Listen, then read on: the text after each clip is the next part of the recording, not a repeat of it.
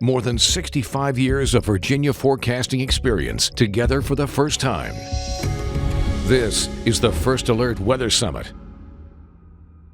Welcome to the First Alert Weather Summit. Great television meteorologists from across Virginia, keeping you updated on the weather that's making headlines. I'm Brent Watts, here from WDBJ7 in Roanoke. And I'm Andrew Frieden, meteorologist at 12 on your side in Richmond. I'm Aubrey Urbanowitz from WHSV in Harrisonburg. And I'm meteorologist Josh Fitzpatrick from WVIR 29 News in Charlottesville. We thank all of you for making the trip here to Roanoke so we can host this. A lot of experience in each one of our locations with the different types of weather. And we have diverse weather. Oh, certainly. Absolutely. And so Gray Television they pay the bills. Yes. Give us our paycheck for all of us. You all work at a station that's owned by Gray Television, which owns stations all across the country. And they've taken that ability to mine talent and ideas from all across the country to create a better product, we think, for our local viewers. And in this case, let's put our weather minds together. Right. It's a team effort. Absolutely. I love working with our sister stations and using our collaborative resources. Right, exactly. And one of those things, we've got a lot of topics to talk about, the drought. We've been talking about how dry it's been. That has been the top story this summer. Yeah. Oh, for certain. You know, the western half of the state has really been hard as hit. And Aubrey, you know all about that so much in the Shenandoah Valley. Unfortunately, we do. And the drought just continues. And the drought impacts are felt widespread. And what happens in the Shenandoah Valley affects the whole state. Take a look at what our farmers are going through. The drought is something we can't control. Towards the middle of summer, it's been very tough. As temperatures soared in mid-June, a drought set up across the entire state. And it happened fast. For a second year in a row, the Shenandoah Valley is facing the worst of it. So our milk production is down about 60%. Grass growth is non-existent at this point. Without grass, that means you're feeding animals hay that you're stocking normally for the winter. Green grass produces more protein, and the hay is not as desirable to the goats if they have fresh greens to eat. The feed is our largest expense for a lot of farms, so that's a real concern right now. 4 out of the top 5 ag-producing counties in the state are in the Shenandoah Valley. This is the heart of agriculture for Virginia, and another year of losses for farmers. We're able to irrigate some of our crops, and also you can choose crops that are more drought tolerant, planting things like soybeans instead of corn. Along the Shenandoah River is the Burnshire Dam in Shenandoah County, once again near record low water levels. The water levels in the river are dropping, the groundwater levels are dropping as well. Which also means harmful algal blooms, restricting water activities and fishing. But tree health has also suffered. This is certainly a major stressor for trees, having high temperatures and particularly droughty conditions. And that can lead to concerns with the approaching fall wildfire season. Pumpkin farms struggled as planting time was right at the onset of the flash drought. There have been some growth with scattered storms and the rain from Tropical Storm Debbie. And the plants will produce a fruit even on a shorter time like that, but the fruit will be smaller. In theory, it'll be half size. But for some crops, that rain came too late. The unfortunate thing is it's too late in the season for a recovery in corn. Most of the farmers that I've talked to say they're expecting about half of a crop. The silver lining, the Virginia wine industry, which generates more than $6 billion in economic revenue for the state, was not affected. In fact, the wine can taste better in a drier year. So our grapes are going to be more concentrated, the flavors are going to be better and more powerful. The water coming up the roots will make it more watery, and so we'd like it to be drier. As the drought continues, it's not just the stress on crops and livestock, but it's also stress for all of our farmers. Very difficult to sit there and watch your hard work. You've done things the right way and you just need rain, and it's very difficult to sit here and watch your crops wither away the way they are this year.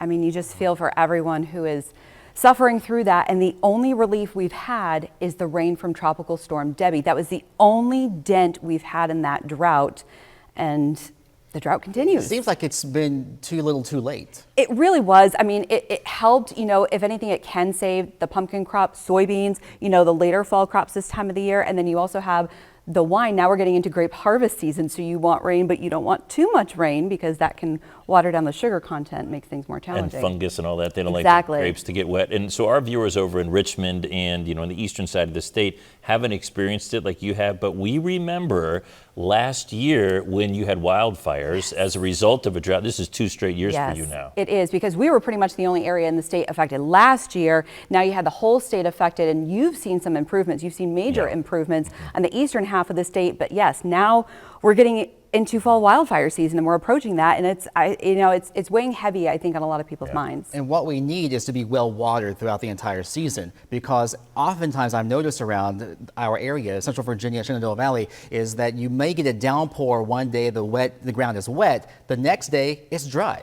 In particular, if that happens during the growing season. If that happens in winter, it'll stay because the grasses and the shrubs and the trees are dormant. They're not sucking up all that water. But if you get a bunch of rain during the growing season, all those farmers with thirsty crops and the trees, everything is like desperate for water, and it soaks it up in a big way. We actually had the wettest winter in Richmond's climate history this past winter. December, I think, was the wettest December.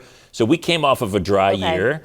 And then all of a sudden, we're like, we're great. Everything is totally fine. And then June hit, which I think hit you nasty as well. It did. The heat, exactly. The rain turned off, the heat cranked up, and everything just stopped. And that was kind of the disappointing part, because in the early spring, we were doing okay. We had some spring rain, so we thought we were going to be doing okay this year. And then June hit, and you add that heat on top of no rain. And it was just a perfect recipe for that flash drought. A lot of our viewers learned about the flash drought. A lot of our viewers learned about that term flash drought along with our staffs at the television station. You hear flash flood, but it was just within the course of a couple weeks, temperatures way above average, rain basically cut off, and everything that's growing is thirsty. So it was a real tough situation. It's feast or famine. Absolutely. So now as we look forward to wildfire season, well, we don't look forward to it, but we have to look toward it. Let's go ahead and send it over to meteorologist Brent Watts. Had a great conversation there. Drought often that first sign that it could be an active fire season. And coming up next, we're going to look at how the recent stretch of wildfires has been, and this year's drought could play a role. Plus, smoke from the West Coast, why it's not just local fires that could be a health concern.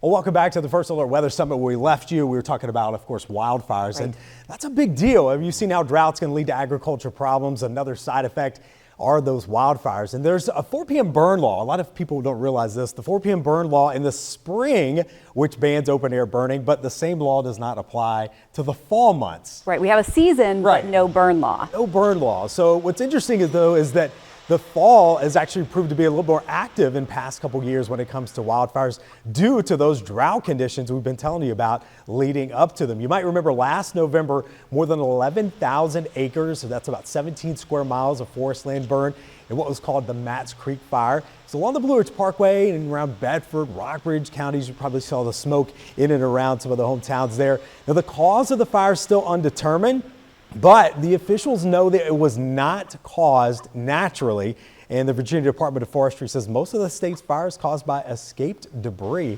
burning. It took a couple days of soaking rain to finally put that fire out. I think it's interesting to note that most of these are not naturally caused, which means that sometimes they're campfires or, we think of natural being lightning strikes. Right. Are there other ones? I think that's the only one. I think it's the only one, pretty much. Power lines, winds coming down, that necessarily would be natural. But I know we've had a lot of fires locally, but you all up the road there have seen a lot. I mean, the spring was very tough for us up in Page County, across the Shenandoah Valley, as well as the West Virginia Potomac Highlands.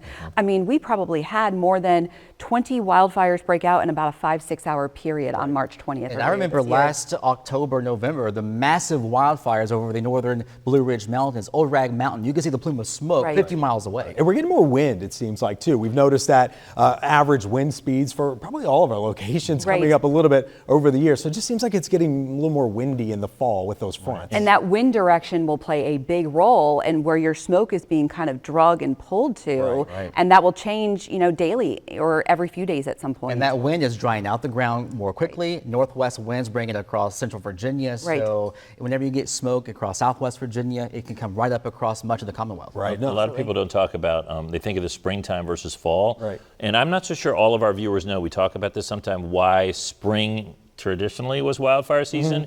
It's because you still have the wind, you have cold, dry winter air, and you haven't yet had, you have all the leaf litter and all the stuff that's dried out in the winter due to the breeziness and dry air, and you haven't had green up. Right. And so theoretically, in autumn, you'd have green up, you'd have stuff growing on the forest floor, and that would suppress fires. But last year, and we worry this year, that stuff died out and is already turning into fuel. Exactly. And then you have to talk about tree health. And it's not necessarily, I've talked to the Virginia Department of Forestry. Yes, the drought has a bit of an impact, but the bigger impact is going to be diseased trees or the invasive species like the spongy moth and things like that. And that will play a role into the health of a tree. Right. We got to think about fire's actually a good thing for the forest. We like to see that. We just want to keep it under control. And I know you guys had an issue with that at the interstate in Page County. High winds, dry conditions made for the perfect wildfire environment back in March. So that would be the spring fire season we just talked about. Now that fire quickly spread up Newmarket Mountain. There were actually 18 homes lost in the fire. That's the thing you don't want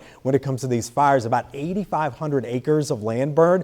Crews were able to save about 500 homes. There were nearly 20,000 acres burned across the Commonwealth during the latest spring wildfire season, which is the most burned in the last 30 years.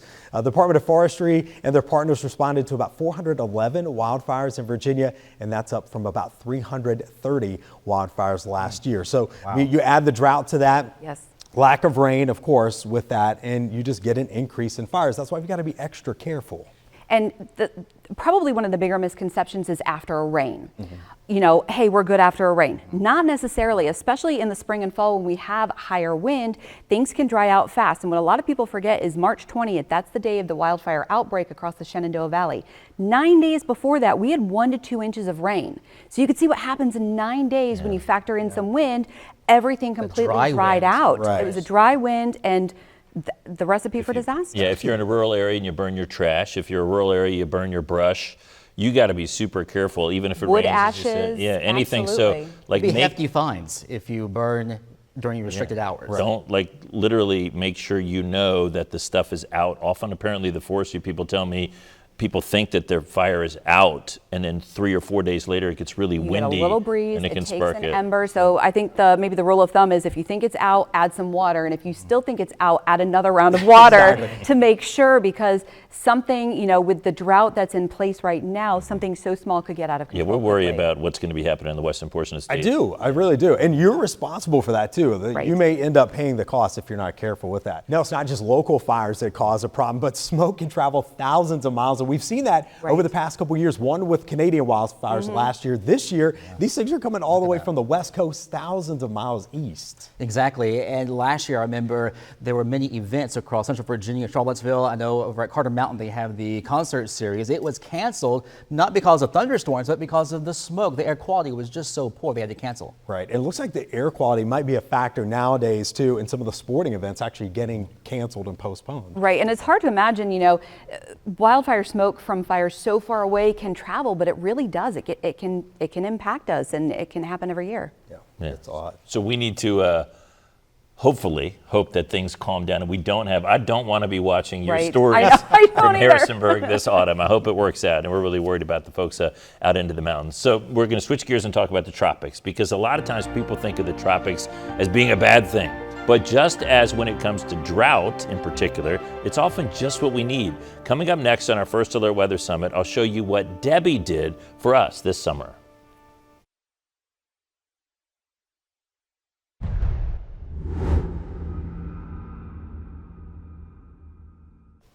Welcome back to our First Alert Weather Summit. As the peak of hurricane season nears, a lot of us look toward the tropics with fear, but there's a little reason why you might want to look in that direction for some hope. Most people think of tropical systems as bad things, and you might even hear people say things like, oh, good news, that tropical storm is going to stay offshore. When a tropical storm makes landfall, it can come at a huge cost, bringing a wide range of threats from wind damage, beach erosion, storm surges, and inland flooding. Over years, hurricanes and tropical storms have claimed many Virginians' lives and cost millions of dollars. But our relationship with that tropical system isn't as simple as, we hope they don't come here. If they didn't, we'd actually be in trouble. We often need the rain, as tropical moisture is part of our annual water budget. In years like last year, when we don't get any tropical moisture, drought can intensify quickly in late summer or fall. Last fall's active wildfire season in the mountains was an example of what can happen without a visit from a decaying tropical storm. We had a perfect example this year when the remnants of Debbie arrived just in time, bringing a soaking rain to large chunks of Virginia. It worked out nicely as the driest part of the state got the most rain. The rain didn't end the dryness for western Virginia and the Shenandoah Valley, but at least it helped. The yellow stripe on this graphic is a band of 4 inches or greater rain from Debbie. This map shows a large portion of Virginia centered on the Shenandoah Valley under extreme drought. This was the weekly drought monitor map from before Debbie's rain. And now the after map. The drought situation is improved, but it's not gone yet. More rain is still needed, but there's also still lots of time left in tropical storm season.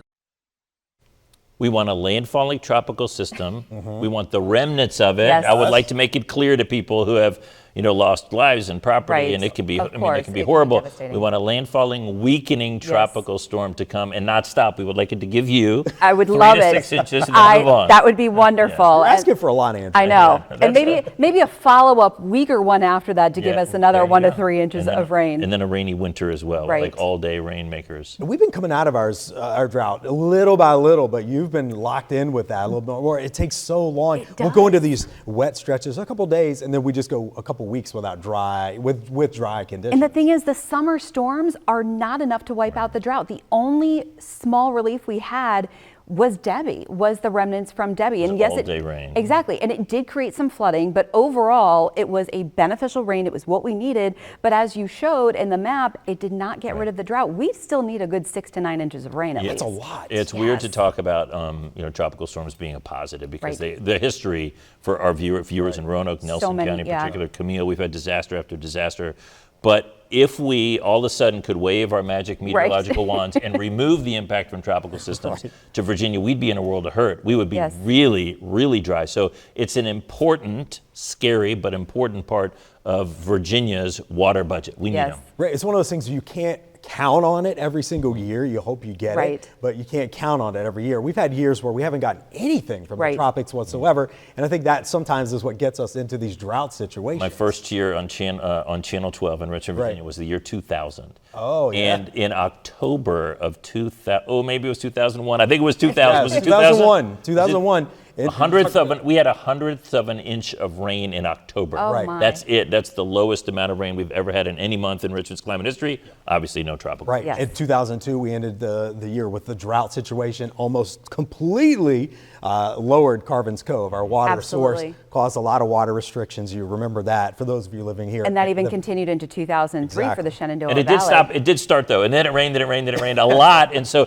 it happens. We get into drought. Exactly. You're going to have a period of time at some point before your career's over when you're like, we have too much rain. I know, of course. And 2018 was also one of those years. But 2-year droughts in the Shenandoah Valley, they do happen. This is not unprecedented. This is certainly not the worst drought ever, but it is a big impact, and it's impacting the heart of the agriculture right now. And it's worth noting too that tropics, we never know from year to year. We have that tropical forecast or prediction, but you never know who's going to get hit with those, how it's going to impact you. Of course, this is the 55th anniversary of Camille. Yes. Of course, that Devastating. Devastating for Nelson County, Rockbridge counties, and in your way as Right. well.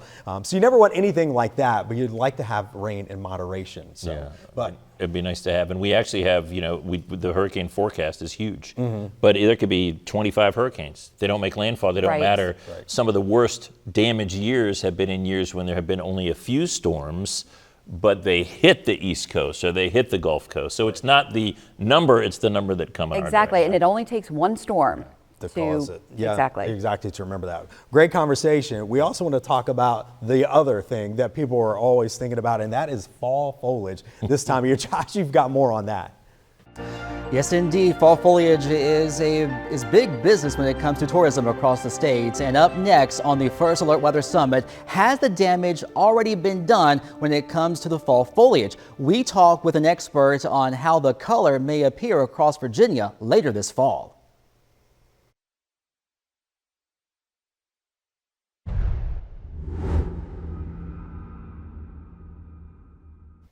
Well, as we know, Virginia is a diverse landscape from the highest mountains to the eastern shore. The variety of landscape and elevation provides for a very long fall foliage season, starting earliest in the higher elevations and moving eastward. Fall colors generally peak sometime between October 1st and Halloween. However, these dates can vary from year to year based on factors such as temperature, rainfall, and if there's a drought. Why do leaves change their color in the first place? In fall, trees put on an impressive fashion show. Leaves that were green all summer long start to turn bright red, orange, and yellow. But where do these colors come from? It all starts inside the leaf. Leaves have color because of chemicals, and there are 4 main types of pigment in each leaf. Leaves are green in spring and summer because that's when they are making lots of chlorophyll. Chlorophyll is important because it helps plants make energy from sunlight, a process called photosynthesis. The summer sunlight triggers the leaves to keep making more chlorophyll, but trees are very sensitive to changes in their environment. As summer fades into fall, the days start getting shorter and there is less sunlight. This is a signal for the leaf to prepare for winter and to stop making chlorophyll. Once this happens, the green color starts to fade and the reds, oranges, and yellows become visible. Weather is also an important part of the color change. In fall, temperatures get colder, and there is also more rain and snow. Changes in these weather conditions can play a role in how early the leaves change and how long they keep their beautiful colors. Extreme weather conditions can also have an effect on the leaves. For example, a drought or early frost and freeze could make the leaves fall off the trees before they've had a time to change colors. Now, let's talk more specifically how a summer drought can impact the fall foliage. Since the end of May, despite off and on showers and thunderstorms, many counties across the Commonwealth have remained in varying levels of drought, especially over the Blue Ridge Mountains and the Shenandoah Valley. In a drought situation, trees will be stressed. I spoke to Adam Downing, an extension forester with the VCE Northwest District. Drought can impact the changing leaf colors in 2 different ways. First of all, low soil moisture results in less active leaf photosynthesis, and as such, fewer trapped sugars in the leaf as the tree goes into dormancy here later this fall.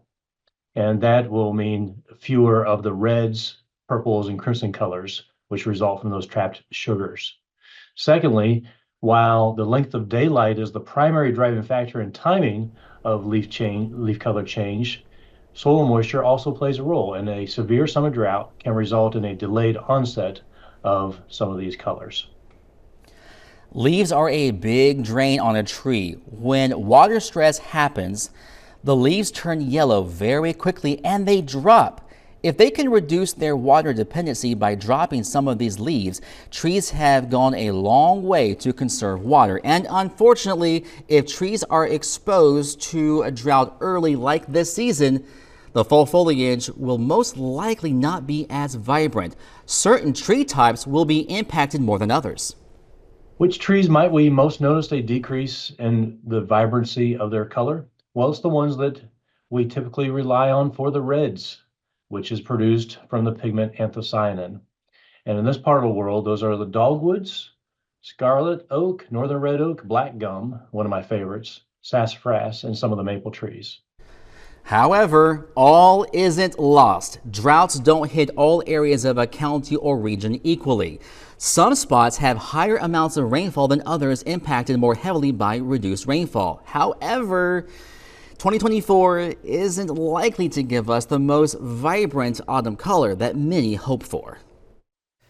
Okay, so there was a drought, a severe drought last fall, and we still had some vibrant color. However, the drought was brief and didn't occur until about October, and we were well watered throughout the year. So that's the key point. You need to be well watered through spring, summer, and fall to get those long lasting vibrant colors. Right. And the good news is we have such a diverse topography, the time when the leaves change. I mean, from coast to coast, really, you're going to be able to find something somewhere. And you know, the southwestern part of the state wasn't as affected as drastically as the Shenandoah Valley. So, you know, you might want to think about those areas. One thing last year I noticed, because the Shenandoah Valley was hit bad by the drought last year, is we actually did have some surprisingly vibrant color. One, we did have a little more summer storm activity, but also we had that great color, but it didn't last long. So you had to pick that one great day, and then it was kind of over. So it was fast. It was like the end of October. Right. It lasted 2 days. We had basically vibrant color one weekend, and we had a hard freeze, and all of a sudden by Tuesday the leaves were gone. Right. And did you guys predict those 2 days to tell all your No. 100% chance.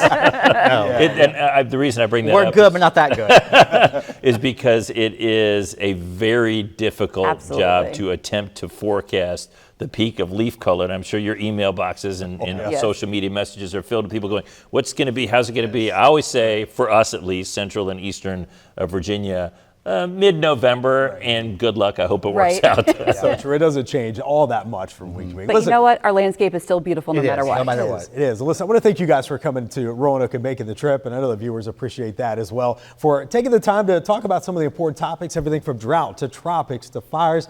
Thank you very much for coming in. Thank you. You've been watching the First Alert Weather Summit.